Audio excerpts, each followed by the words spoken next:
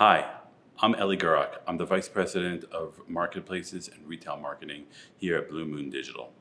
I'm going to be taking you through an overview of the marketplaces and retail marketing channels, the services that we provide, and all the intricate details contained within. For an agenda, we're going to talk about first an overview, what we're going to be talking about, and all the different pieces of the channels, all the different services that we provide. And without further ado, we'll go right into it. We'll start with the marketplace overview. First off, if you need any help anywhere throughout the channel, these are the 4 people you can come to for advice. You can start with me. My name is Eli Gurok, like I mentioned before.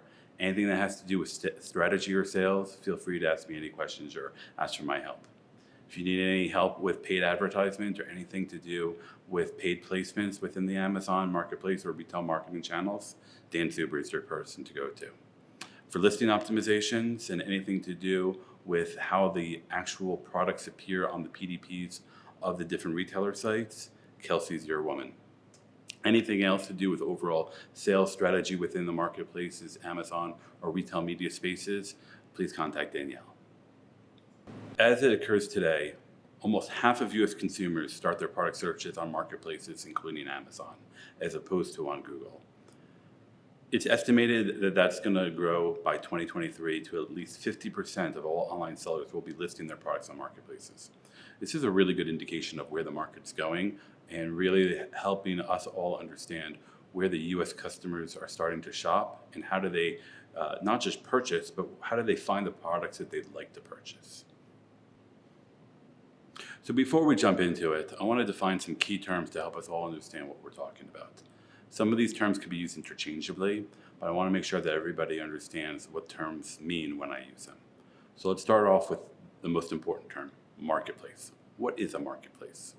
So simply, a marketplace is a retail environment where any brand can sell their products directly to the customer without any involvement from the retailer. This is often looked at as a self-seller environment. And it basically is, like I said, any environment where you don't have a direct relationship with the retailer, but you're able to sell your products. We'll go into some examples and details of exactly what that means and how one marketplace differs from another in a couple minutes. When we talk about Amazon, Amazon actually operates as both a marketplace and not as a marketplace. And you'll hear me use the term 1P or Vendor Central or 3P or Seller Central to differentiate between the two.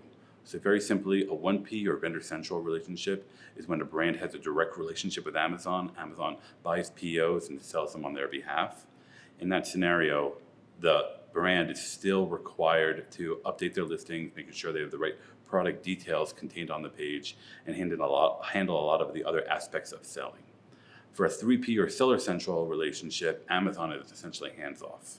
You can update your own listings, create your own inventory, put your inventory within one of the different distribution channels that Amazon maintains, and really run your entire business on Amazon without any involvement directly from Amazon. Retail marketing is an umbrella term which really refers to any marketplace. And it's really, Amazon 3P Seller Central is an example of retail marketing. So it's basically a marketplace where you can control anything that happens in that closed loop environment. So a great example is working with Walmart to run social ads on the Walmart channel that drives back to the Walmart ecosystem. That's an example of retail marketing. It's followed by its little cousin, retail media, which is an advertising program which works exactly the same way. It's a closed loop system where you can buy media within that ecosystem to drive sales within that ecosystem. So in our example, on Walmart, you'd buy ads on walmart.com that would drive that customer back to walmart.com to make that purchase. Amazon ads is an example of retail media specific to Amazon. So as we all know, an Amazon ads program is when you buy ads on Amazon and you're getting the customer to make that purchase within the Amazon ecosystem.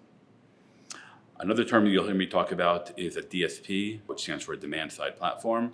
It's a type of advertising platform that allows companies like us to run programmatic media, that allows brands to really fill the top part of the funnel and create audience groups and target terms, categories, or audiences a little bit differently, as well as has the ability to test creative in a way that you can't do without the DSP. So there are three services that we offer across all those different terms and all the different channels. And the channels I'll get to in a quick second and help you understand exactly what we do there. But simply, the three services that we offer are strategy. We help brands understand how they can get more out of the marketplaces they're currently using, how they can overcome some of the issues that they're facing, and how they can expand to other marketplaces. Advertising management, very simply, we manage the advertising campaigns within the retail media space. So whether it's an Amazon, Target, Walmart, eBay, Dick's Sporting Goods, Costco, those are all examples of the advertising management that we can perform for the brands that we work for. And the listing optimization and management, that's sort of the SEO side of the advertising. We want to make sure that your products are, or any brand's products, can be found within the retailer themselves. So if you go to Target.com, you're looking for a backpack, we want to make sure that we're helping you find the right backpack based on your own classifications. So as you can see here, these are all the activations that we can put in play for an Amazon account, both on the 1P and 3P side. As you can see, these span the services from strategy to list optimization to ad management. A lot of the things that we do for our clients is goal setting and forecasting, helping them understand where their pricing and profitability should be, how do they fit into their market, are they growing faster or slower than their competitors or their category, along with a myriad of other different opportunities for us to drive additional revenue, whether it's on the organic side with the listing optimizations where we focus on Amazon SEO, or on-page optimization, or really telling the fuller brand stories or product stories to make sure the customer understands the full value of the product that they're buying.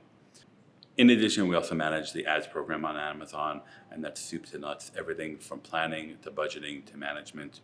We leverage AI tools as well as rule-based automation tools to help us understand how do we make the best possible decisions based on the data that we have in hand.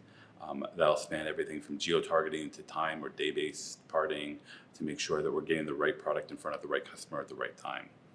In addition, we help with deal planning and couponing and anything else that'll allow that customer to make that purchase or really push that customer to make that purchase. We can play with a lot of different types of inventory, including sponsored products, sponsored brands, and as I mentioned before, the DSP is a big part of what we do for the Amazon Ads program. And as you can see here, we do similar activations for our marketplaces and retail marketing programs. Similarly, strategy, listing optimizations, and ad management across a number of different US-based retailers. You can see here, this is just a brief list of the retailers that we work with right now. There is a little bit of a difference of the retailers that we work with on the listing side as opposed to the retail media side, because obviously the retailers own a lot of the tools with which to manage the programs with. Some of them, they allow companies like us to work through and others don't. So we're constantly updating this list based on the partners that we have, as well as the tools that we work through.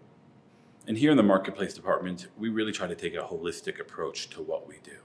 Like I mentioned before, listing optimizations and paid media is a really strong component of what we provide to each and every one of our clients.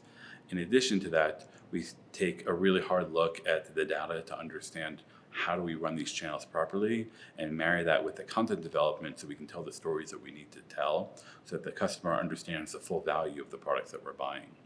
So the listing optimizations and the paid media, even though those are services that we sell and specific areas of focus that we have, we don't just stop there or look at them in a siloed manner. We try to do our best to take a holistic approach and include the data analysis and the content development along with the listing optimization and the paid media to really ensure we're driving home the messages that we want to drive home. And we leverage tools. We leverage a whole bunch of different tools to be able to accomplish our goals. From keyword research, budgeting and forecasting, competitor research, and then the AI tools I mentioned before for the ad management. There's a lot that goes into managing the data side of what we do, and we work with a number of different partners within our industry to help us make sure we're keeping up to date, we're using the most advanced tools possible, and we're providing the best insight that we can to our clients. And like I said before, data, very central to our success. This is just a number of the different types of reports that we can pull and that we look at on a daily basis. One of the more important ones is the share of voice. that's right there on the left. The competitor analysis and the share of voice is really important to help us understand where a brand fits within that retailer's environment, and helps us understand what type of white space exists and how we can go and conquest more white space for that brand. In addition to all that, the post-campaign reporting that we can provide is really valuable to understand what worked, what didn't work, what needed to be changed, what wasn't changed, and how we can do better the next time. Here's the different channels that we work on in the marketplace and retail marketing department. Let's start with Amazon, right? Amazon really is the only stop when a customer is searching product to purchase. It really is the only place. All these numbers, that's what they point to, right? 55% of shoppers begin their journey on Amazon. 63% of Prime users purchase in a single visit. 82% of US households are Prime subscribers, and the amount of money Amazon generates is just inconceivable. So that's why a lot of our clients ask about our Amazon business, are interested in Amazon, are often already selling on Amazon and want to understand how they could do more or how could they be better. It really is that important. And so when we talk about Amazon, like I mentioned before, there are two ways to sell. Either 1P, which is you sell directly to Amazon through a wholesale program very similar to how you would sell to Target or Macy's or anybody else. Or they have their Seller Central program, which is their marketplace where any brand can really manage their own inventory, send it to Amazon, put it up for sale, and let the buyer purchase it. There are lots of pluses and minuses on both sides. For any company that's looking to understand should they have a vendor central or central relationship with Amazon, we can help. That's part of what we do day in and day out, is help companies understand the differences and pluses and minuses of the two different programs really specific to their business. And even within Seller Central, there are a couple different options that we help companies understand the differences of. When it comes to fulfillment, there are 3 different ways that you can fulfill your inventory through Seller Central. So one is FBA, probably the most important and the most popular. FBA stands for Fulfillment by Amazon. And with an FBA account, you actually send your inventory to the Amazon fulfillment centers or their DCs, and Amazon fills your orders for you for obviously a fee. And those fees are not small. In addition to FBA, you've got Seller Fulfilled Prime. For Seller Fulfilled Prime, you could actually fulfill your Prime orders to your Amazon customers directly from your own warehouses. There's a lot of different hoops you have to jump through to be able to be approved as an SFP seller. For some brands that really want to manage their own inventory, this is a great option. With both FBA and SFP, you earn the Prime badge, and with that, that means you have to fulfill orders within 24 hours, and the product needs to arrive to customers within 2 to 3 days. There's a requirement for both of those shipping options. If that is not what you want to do, if you don't want Amazon to be that much in control of your inventory and your shipping, fulfillment by merchant is the third option. In that scenario, you can fulfill your inventory however you want in whatever time frame you want. You're less likely to win the buy box, and you won't have the Prime badge, and you won't have access to some of the Prime specific promotions that Amazon runs. But for some merchants and some brands, that's a really good option that they use every day. Now let's talk about some of the keys to success on Amazon. The number one, this really should be the number 1 through 15 because it's that important, is winning the buy box. As you can see from the picture here on screen, the buy box is that little area on the left of the screen where it has either the add to cart or the buy now button. If you see directly below it, it says shipped from and sold by. That's going to indicate an FBM or FBA seller. If it says the same company name like it does here, from shipped from and sold by, that's how you know it's an FBM seller, as well as the fact that it doesn't have Prime anywhere on the page. If it has Prime on the page and it says shipped from Amazon, then you know it's coming directly from one of the Amazon retailers. And like I've said before, if you're part of the Prime program through either FBA or Seller Fulfilled Prime, you're more likely to win the buy box. And again, because the buy box is that important on Amazon, if you're not winning the buy box, you're going to see your sales drop by probably 80 to 90%. Because obviously, whoever wins that buy box gets that click and gets that purchase. So in this scenario, there could be 5, 6, 7 different sellers selling this one product, only one of which are going to win that buy box. And that company or that brand who's winning that buy box will win that sale every single time. Amazon doesn't rotate the buy box, doesn't shift up who wins that buy box. It's a hard and fast rule. If you have the lowest price and the fastest shipping, as well as great reviews, you'll win the buy box. Again, it's critically important for sales to win the buy box. In addition to the buy box, you want to make sure that you're ranking for the right keywords so customers can find your product ahead of your competitors to solve their problems. You want to make sure you've got positive product and seller ratings and reviews. A lot of people ignore the fact that there are seller ratings as well as product ratings. Again, seller ratings is one of the factors that helps you win the buy box. So having a stronger seller rating will mean you will win more buy boxes. Keeping down through the list, you want to make sure that you've got competitive pricing. Again, that's going to influence both your buy box and your conversion rate with your customers. You want to have some effective storytelling. You want to use your content properly to make sure that the customer understands what they're buying. This will lower your rate of return to make sure that your net margins are higher. You want to take a holistic approach to optimization. And what I mean by that is if you sell 4 different black t-shirts, you want to make sure that you're looking at those 4 black t-shirts holistically, and so that you don't cannibalize the keywords or the categories for all 4 products within that one category or set of keywords. If you take a more holistic approach to your optimization, you can make sure that all 4 of those t-shirts are ranking for different types of keywords and you're optimizing them each individually, but with that holistic view in mind. You want to make sure you've got effective advertising, because with Amazon, organic, paid, doesn't really matter to them. Rankings are really based on sales velocity, and if you can create more sales velocity with effective advertising, you'll see an increase in your organic performance as well.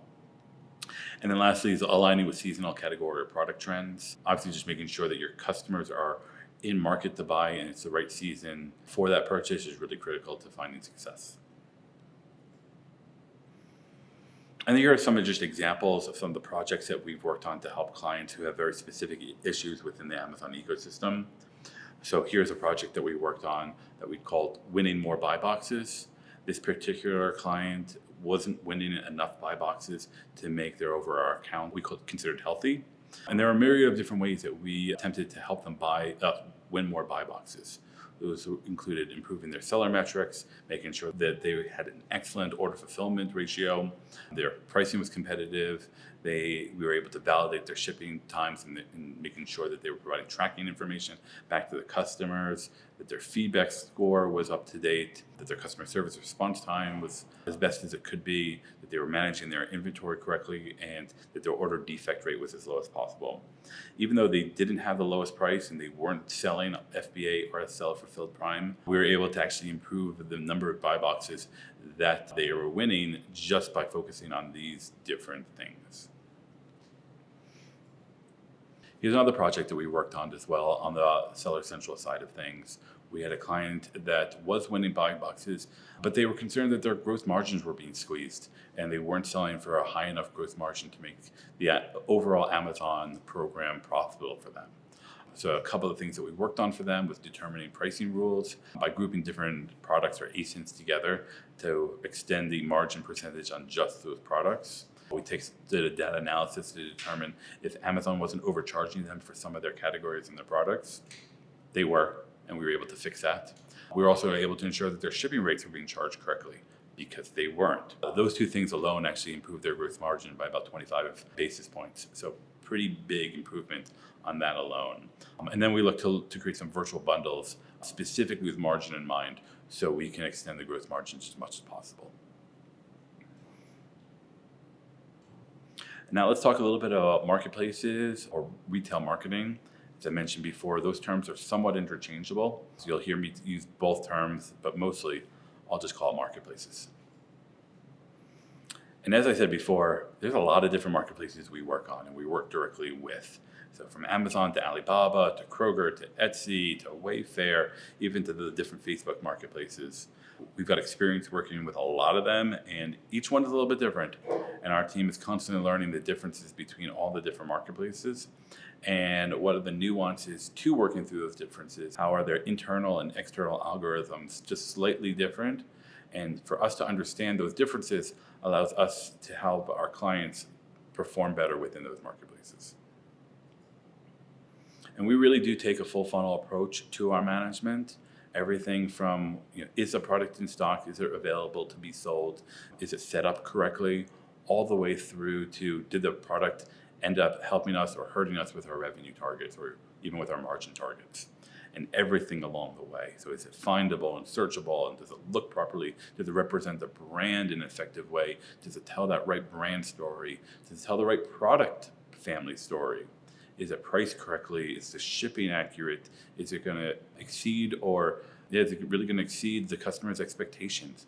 There's so many different factors that go into an effective marketplace strategy, and we've got experience doing it all. And just diving in a little bit into how important content is on the marketplace. It really, I can't understate this enough or overstate this enough. It really is critically important. Just a handful of things that we look at when we look to optimize a product are things like the product title, the product image. What are the additional product images that are featured on the page? What are the color swatches look like? Do they help the customer really find that perfect shoe or product that they're looking for? Are the product details fleshed out enough, and do they align with what the product is and what the consumer on that marketplace is typically looking for? Because we all know that the Target shopper is very different than the Costco shopper, which is very different than probably the Dick's Sporting Goods shopper. And understanding the difference between all those different types of shoppers allows us to write the right types of product details to really make sure that that conversion happens.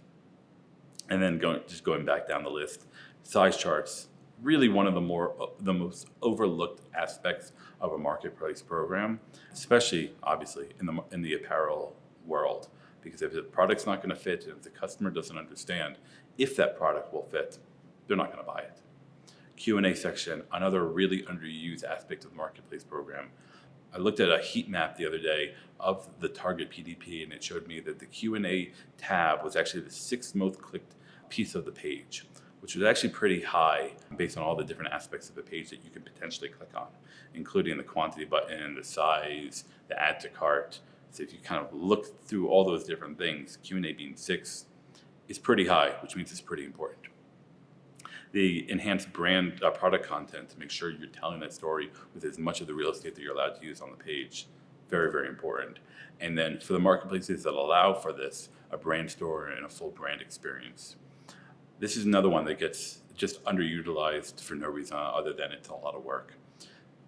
When a customer comes to a branded website or a client's website, they have a lot of pages within that website to tell that full brand story. On a Target and Amazon and eBay, you don't have that opportunity. So that's why the brand stores are that much more important, because you want to educate the consumer around what does your brand stand for? What are the values of your brand? And the only way you're going to do that is through that brand store experience. And we don't just stop there. We do take a real analytical approach to our content development. Each of those different elements that I mentioned earlier, there's a goal in mind and we put a KPI on it. So when we look to develop the content for the pages, we do take a real strong analytical view of that content and make sure that we're really optimizing the content with the goal and the KPIs in mind. And that way we can not just understand, are we hitting our benchmarks, but we're also able to determine, did our change help with the KPI that we were looking to impact? And we can track it over time and do that in aggregate to make sure that not just in singularities are working, but is our strategy really effective across the great scheme of their entire brand within the marketplace. And obviously, we've got a lot of tools that help us do this. The two primary ones that we utilize on the marketplace side is our product keyword tracker to make sure that our products are being optimized and being tracked for the organic ranking, right? If a product is buried in page 20 of a category page, no one will ever find it. And we can put a ton of work against that product, but if it's not ticking up in the product ranking, still no one's going to find it. So we want to make sure with every optimization that we're doing that we're keeping the keywords in mind and we're tracking appropriately to make sure that we're always working harder to get better. In addition to that, product feeds and inventory management. critically important for a good marketplace program. Especially if you're selling across multiple marketplaces, you want to make sure that your products are optimized consistently across the board, that you're not telling different stories in different marketplaces, as well as you have the right inventory on the different marketplaces to fulfill the demand that exists there.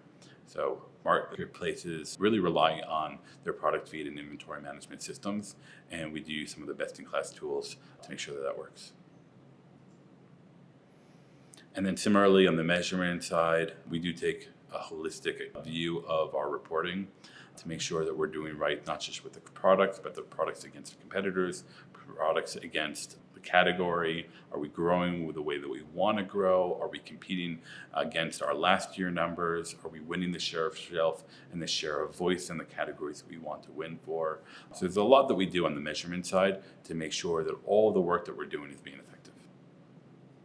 Great, let's talk about retail media now. Retail media is actually one of my favorite subjects to talk about because very few people fully understand what it means. I'll be honest, I'm not sure I fully understand what it means. It's an emerging capability across a lot of different retailers. It's growing every day. All the retailers are trying to understand how they can make it work for themselves, how they work with the different technology partners to make sure that they've got one of the better programs out there. And it's changing every day. Literally every day, different retailers are popping up with different capabilities, with different tool sets, and with different limitations.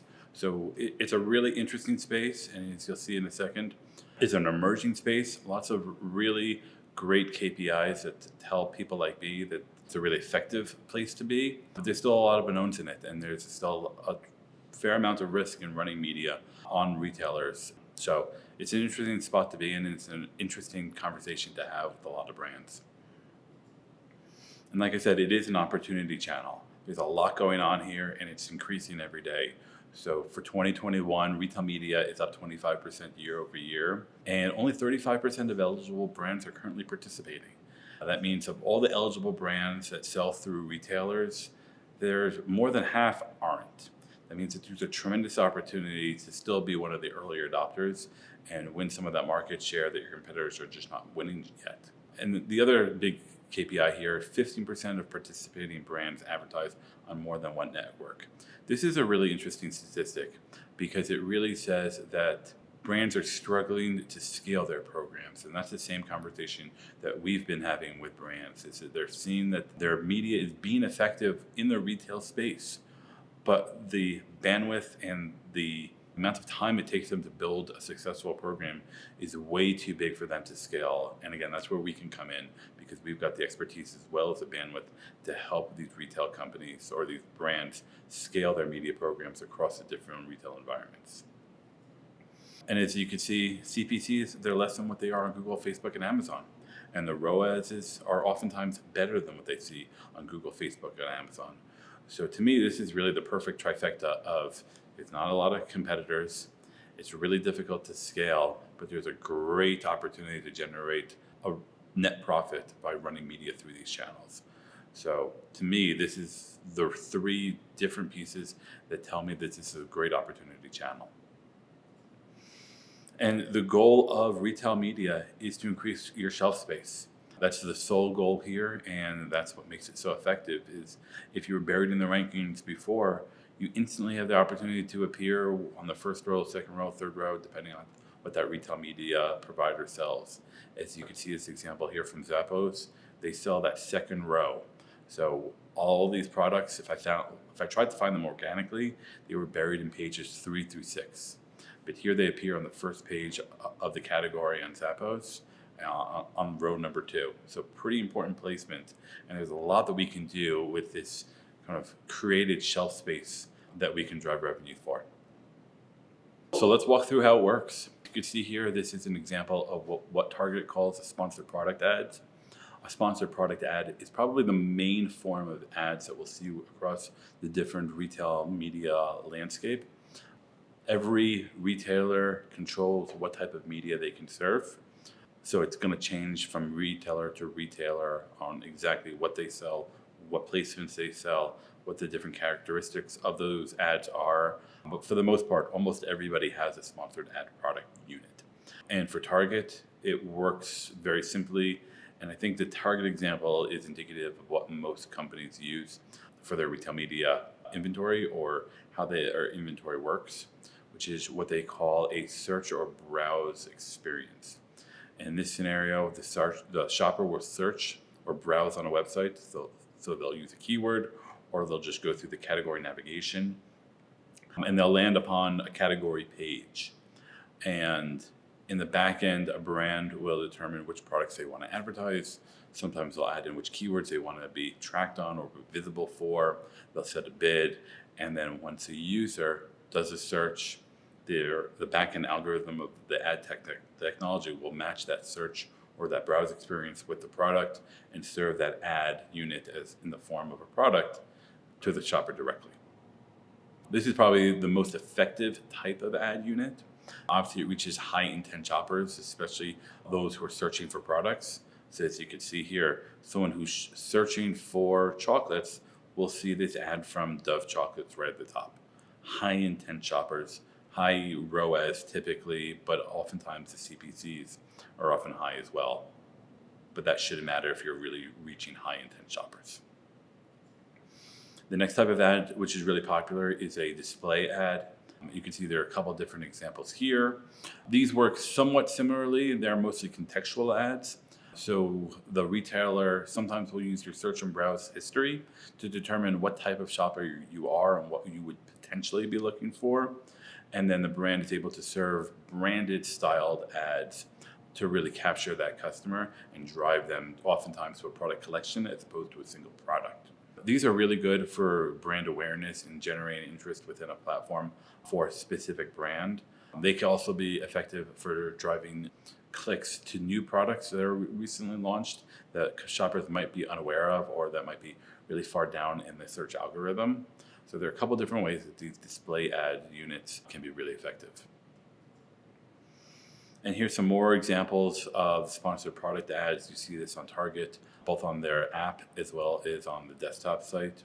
Sponsored product ads across almost all major retailers are available on all different devices. They do show a little bit differently on different devices, so that's one thing to be aware of. Like I said before, they reach high intent shoppers, and they're really, really effective for launching new products. And here's some more examples. These are from Macy's. You'll see that on Macy's, they run their product ads on the second and the fifth row of their search and browse category pages on their website. They also have similar product ads at the bottom of their product detail pages, and even on their homepage. You can place your own products on the Macy's homepage and find new customers and new to brand file customers that way as well. Look at some Fresh Direct's example. Fresh Direct's program is very, very similar to the rest, even though their business model is a little bit different. But as you can see, just as an example of the different ways that different retailers run product ads, instead of being on a row, Fresh Direct is in the right-hand column, at least on their website, on their app. They're actually sporadically placed across the different category pages, and they also appear on the product pages directly under the Add to Cart button. It's a really interesting tactic that Fresh Direct applies with that placement, specifically because that ad unit and that ad is really placed there on purpose to try to steal clicks away from your competitors. So if you're really savvy, you understand which products your customers are buying, who your main competitors are, and you can actually serve an ad directly below that product's buy box to be able to steal that click from your competitor. The thing about retail media is that it's tough, and it's somewhat like Mindy, who's the CEO of PackView, says, it's like high stakes gambling. If you don't know what you're doing, you could lose a ton very quickly. I think this is true in a lot of digital marketing channels, but especially true with retail media. We hear this time and time again from some of our clients that they've tried it and they haven't succeeded. And a lot of those times it's because they don't really understand what they're doing, how to structure their bids properly, what the bidding mechanism or the bidding auctions are. So for example, retail media often plays in a first bid wins scenario, even though most people are used to the second win plus 1 cent model that Amazon maintains. And the difference between the two is on Amazon with their second bid plus 1 cent. If you bid $10, your competitor bids $5, you'll win that click for $5.01. As opposed to on the retail media side, that if you bid $5 and they bid $3, you end up paying that full $5. So things scale and can get very expensive very quickly on the retail media side. But again, that's where we come into play. We've got that experience and we understand what to do. We have partnerships across the industry with a number of some of the leading U.S. retailers, lots of well-known brands here. We work with a lot of these companies every single day. And just some really great use cases of how retail media can be very effective. Probably the biggest is finding younger, new-to-brand customers. This is a project that we work on for one of our clients. The goal here was to create an association between the brand's products and some of their competitor products, which really did skew younger, and to target search terms and category pages that younger customers more frequently frequent. And we were able to do that really effectively through the retail media program. Another great use case is catapulting seasonal products to the top of the shelf in time for the season to hit. So a great example of this is back to school.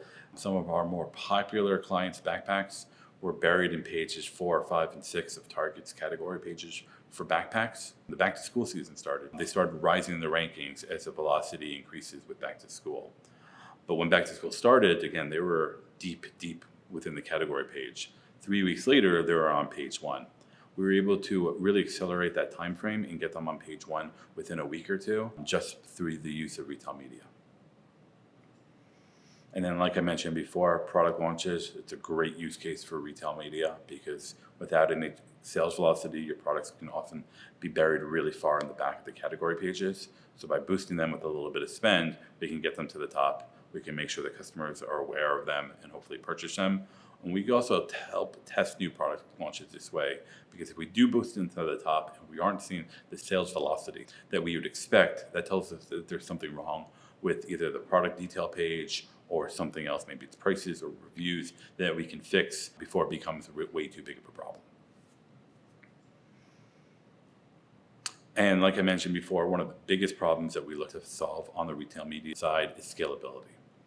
Companies are running programs, but like I said before, only 15% are running on more than one marketplace, even though their products are being sold on more than one marketplace. We do this time and time again. We've got the bandwidth and the expertise to help scale programs in a way that no one else can do. Cool, so that takes us through the different channels that we work on here on the marketplace side. I now want to walk you through the different services that we provide. Like I mentioned earlier, those are strategy, listing optimizations, and ad management. So let's just jump right into it. Let's talk a little bit about strategy. So what we do here is not necessarily strategy for strategy's sake. We are a performance department, so our goal is how do we turn strategy into revenue? So the way that we do that is we take a look at all the different strategic elements that we can evaluate. So which marketplace are you selling on, making sure that we've got a full audit of the account, making sure that we're planning properly for both the platform as well as the product needs. We're doing budgeting and forecasting, competitive analysis, and really understanding the trends. So those are the strategic elements that we then use and we turn it into business drivers. So what are the partnerships that we need to develop based on that marketplace evaluation? Or how do we plan deals in a really effective way based on the product and the platform that we're selling on? How do we do the effective storytelling based on the competitive analysis that we've performed? So there's a lot of the strategy pieces which may be philosophical in nature, but we do, or we at least try to do a great job of taking that philosophical strategy and really turning it into actionable items that will drive the business forward. A key part of that is enhancing the overall brand's experience within that marketplace or even on Amazon. As you can see here, there are a lot of different examples that we can provide with how do we tell that really strong strategic brand story. So you could do it within a brand store itself, like I mentioned earlier. You can do it on the product page with either enhanced brand content or A+ content, depending on what the retailer calls it. They're really the same thing. They're enhanced brand opportunities or opportunities to tell enhanced brand stories within the product pages. And using both of these two different elements, you can really flesh out your brand story, talk about the value that your brand provides, and draw new to brand customers into your store and to purchase your products, because you can align and tell the story with alignment around what they believe in and where you stand for. You're obviously able to generate a higher conversion rate. A couple of the things that we look at when we talk about strategy is especially expansion opportunities, are these three different elements. Amazon posts. Amazon posts is a campaign. Not a lot of people know about them. They're really effective in driving organic views to your product pages on Amazon. So Amazon Post is really a feed that Amazon provides through their app. It's almost like Instagram, where you can scroll through different products, and it's a great way to tell your product story for those customers who use Amazon Post to shop, which is a lot of people. The other two things that we look to do is lean into a subscribe and save plan. So obviously, if you can create some reoccurring purchases for your product, you generate revenue in those products every month. When you target the right customer on the right platform, it could be a really effective expansion of your current selling, as well as product bundling. There's a lot that you can do with product bundling if you do it properly. And that could be a virtual bundle or an actual bundle. The difference between the two is a virtual bundle, or let me say it's a different way. An actual bundle is when you take a number of different products, actually package them together, and put them in the DC as one combined product. The new UPC, sometimes with new packaging, but it's a physical bundle. A virtual bundle is exactly what you'd expect. It's the opposite. It's separate products in probably separate DCs, but they're put together virtually and sold together. So even though they might arrive individually, you purchase them as a customer as one. There are advantages and disadvantages of doing either one. So that's one of the things that we help with on the strategy side, is helping companies understand which is the best option for their unique situation. Talking a little bit about the Amazon ad program and our ability to manage the DSP. That's the second piece of the service offering that we provide.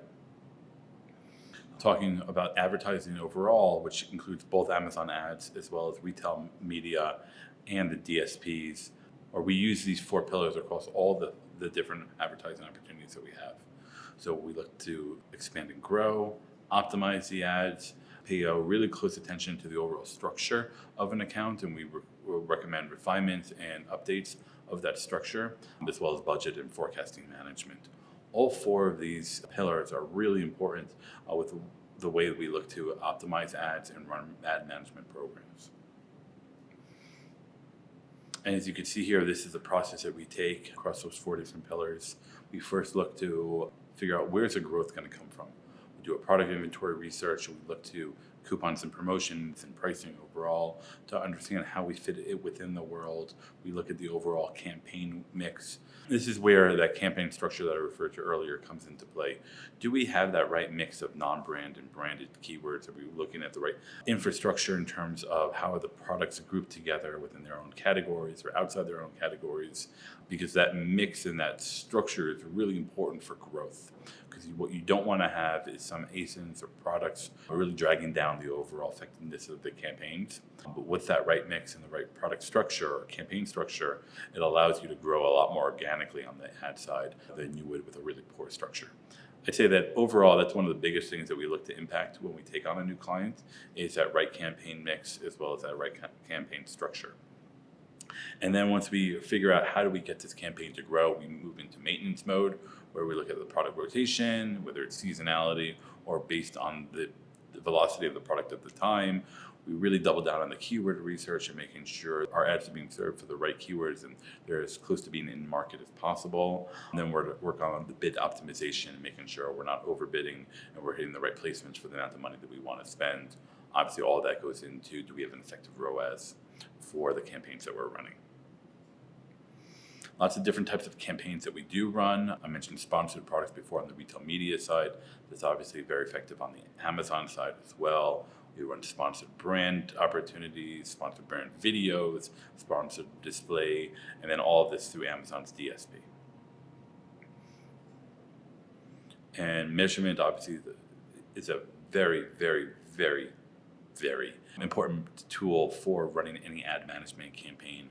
Obviously, the more tools that you have and the greater ability that you have to dig deep into your campaign and extract insights will create a more valuable program. Our team does it extraordinarily well, along with the tools that we have to help them. So it's a really important part of what we look to do. I mentioned the Amazon DSP a number of different times. A lot of people ask me what the DSP is. For some people, it's really hard to understand overall how the DSP program differentiates from either the retail media or the Amazon ad program. So simply, a DSP is a programmatic campaign that allows anybody to create, target, and influence a customer group specific to the retailer they're working on. So in this example here, it's talking about Amazon and working through the Amazon DSP, again, to create, target, and influence those custom audiences. How is a DSP typically used? There are actually a lot of different ways that the DSP can be used. For the most part, we use a DSP to create demand by filling different segments of the purchase funnel. So if a brand is doing a great job filling the top of the funnel through their social, their TikTok, their Instagram campaigns, we can use the DSP to bridge the gap between those top funnel campaigns and some of the demand drivers we'll have at the bottom of the funnel, whether those be directly through Amazon ads or the retail media space. And the DSP, again, will bridge the gap between the two. Sometimes brands aren't doing a great job of filling that top funnel, and the DSP is really, really helpful to fill that top funnel. But it also can be used for the bottom funnel elements as well. And we have some clients that use it for retargeting and return customers and repeat customers and those type of bottom funnel activities. The real benefit here is that, and this is Amazon's own numbers, that a customer is 5 times more likely to make a purchase when exposed to both the DSP ads versus just an Amazon ad alone. So when we bake that into our ROAS in our forecast and our budgeting, we see that come out, and we actually think that number can be even conservative, and some customers can see a 7 or 8 or even 9 times X when they run the DSP. Sometimes it can be that powerful. At the core of the DSP is being able to serve the right message at the right time to the right customer. And the way that we look to do that is breaking down all of the different ways that we can serve ads through one of these 3 different buckets, either an awareness stage, consideration stage, or purchase stage. We can create different audiences that we can define these different categories through, as well as figure out what are the right products and the right messaging and the right creative that we can use to influence each step of the funnel separately, so we can really drive a really cohesive and holistic ad campaign and make sure the customer really understands the value of what they're looking to buy. This is just a sample DSP timeline that we put together for one of our clients. The reason why I pulled this out here is to help people understand how we flight out different campaigns. And the thing that I'll draw your attention to is that you can see the awareness campaigns really start in the first half of the campaign. We start out with the awareness in the top green. We merge into that blue bar right below it. You can see a great percentage of our ad spend is going to be placed in those awareness buckets early on. But then as we head into the back half, when we've already collected the audiences and the audience groups that we need to be able to serve those bottom funnel ads, we shift our budget from top funnel activities to bottom funnel activities. In this example, the timing really aligned with Christmas and that heightened buying experience.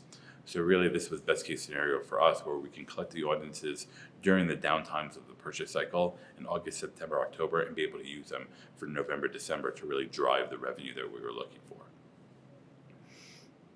And here's just another case study where we were looking to see what exactly the influence the DSP had on conversion rate. And as you can see here, it was a pretty effective campaign. And it took a little bit longer for us to see those effective metrics. You can see the bottom there, the 10 to 16 month on the DSP. That's really where we saw the benefit. Cool. Well, let's talk a little bit about our organic listing management and the services that we provide to help companies and brands optimize their listings on the different platforms. So simply from an overview perspective, what we do is we try to understand what terms a user would use to find the product, where the volume for those products live with every variation of that term in those search queries. And then we optimize the listings to make sure that the products come up based on the different retailers' algorithms of how they associate content with search queries to drive additional sales for those products.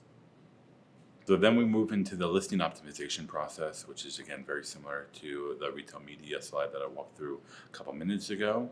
We start with doing some competitive research where we look to understand where there are gaps in our competitors' listings, maybe in the messages or in their overall structure. We review our own product to understand what are the descriptions that we want to use, what are the key features we want to communicate, and how do we align those with the customer's expectations.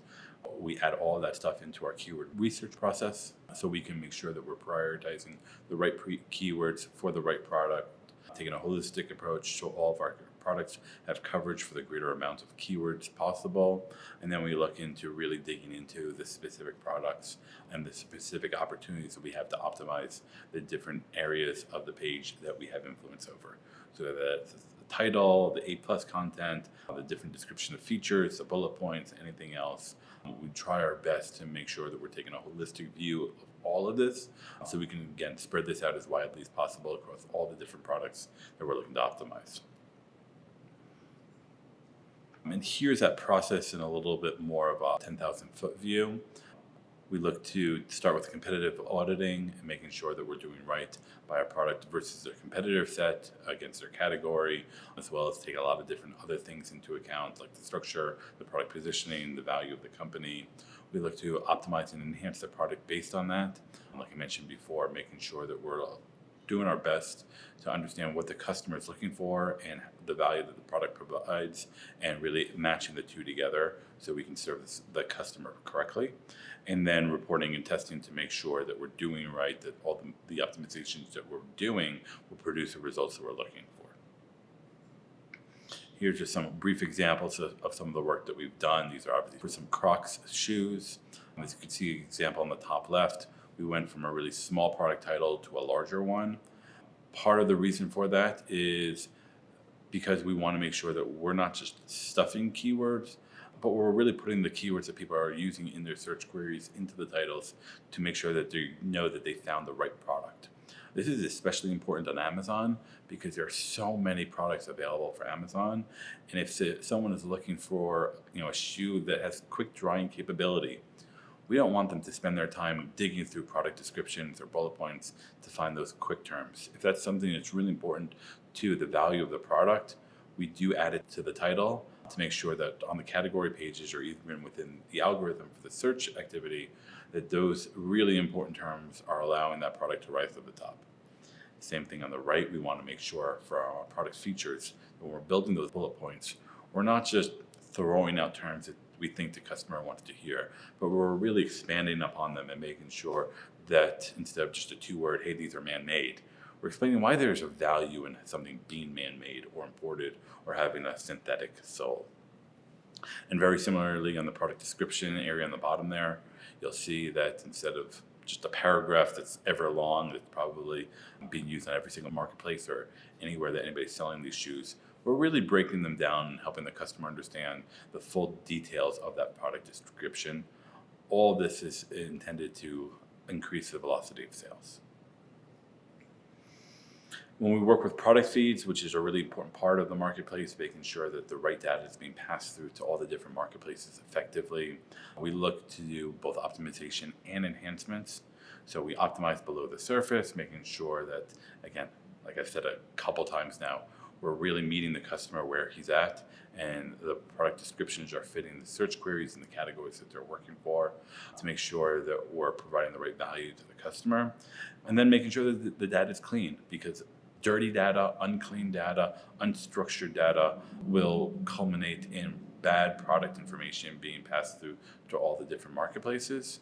And the cleaner we can keep the data, the more accurate it becomes across all the different marketplaces. And then similarly on the product side, the product feed side, we do want to make sure that we're taking a holistic view and we've got as much information as possible within the correct different fields within the different retailers' environment, because these will influence not just how the product appears on the page, but what categories they're eligible for, what categories they're eligible to ad against or to run ads against, as well as helping that product or that retailer serve that product externally, whether it's to Facebook or Google or Instagram or anywhere else that retailer is looking to help push volume to those products. So that's it. That's all the retail marketing, marketplace, Amazon department does. As you can see, we do a lot. We love what we do, and we're here to answer any questions you might have on our processes. Thank you so much.